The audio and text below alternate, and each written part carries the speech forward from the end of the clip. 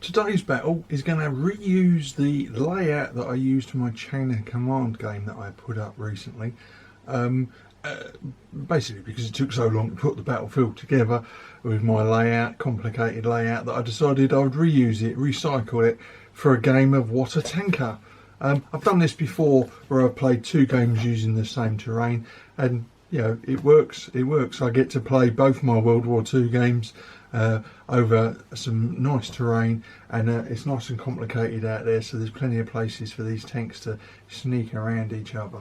So what we've got is a really simple game, simply because I've only got a few hours left to get this done in, and it's basically going to be a Churchill Mark 7 versus a Panther G, so same points wise, but obviously the Churchill's got slightly better armour,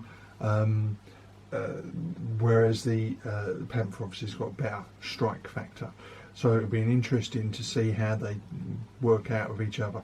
I suppose a lot of it's going to come down to who manages to get off the first shot, but at the moment the Panther's coming in at the far end of the table next to the Church, and the Churchill, you can see it, you probably can't see it, my belly's in the way, is coming in on this end from the landing grounds.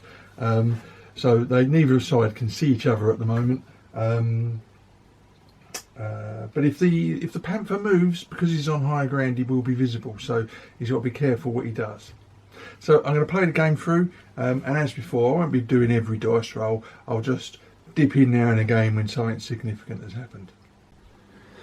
So the game has started, and the Panther came roaring down this road, going as fast as it could basically, and has managed to get to this junction. Meanwhile, the Churchill crossed through the field here using the gates, smashing through them, and the Panther's moved so fast he's almost getting behind him. So far neither have been able to acquire each other, although they're aware of each other's presence, obviously from the smoke and the noise of the diesel engines roaring. But the Panther is working his way around into a good position, so I'm just going to roll for initiative again to see what order they go in.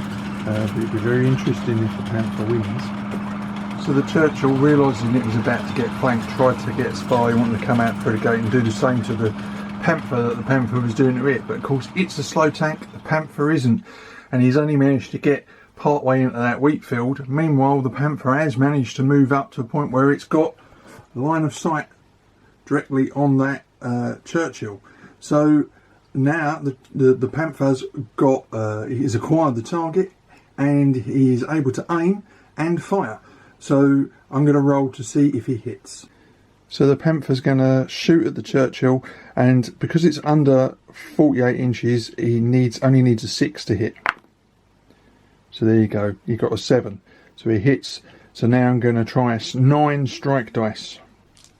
The Churchill's got heavy armour, which basically means that you roll as if it was a frontal attack even when it's on side armour. So we're going to need 5s and 6s out of these 9 strike dice. Oh, and oh, this could be a very short game.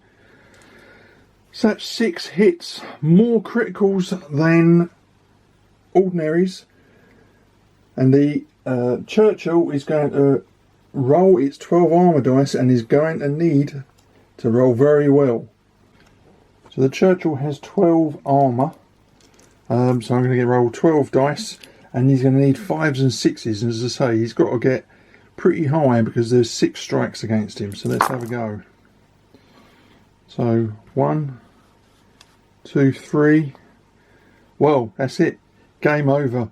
The Panther has managed to hit the Churchill, beating it by 3 and blown it sky high.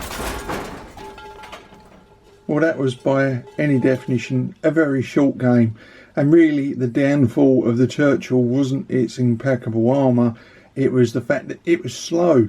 It just couldn't get inside the turning circle, if you like, of the Panther, and the Panther was able to whip round, use the cover to its advantage, and take a kill shot with its first shot. So that was a very short game. Good fun though.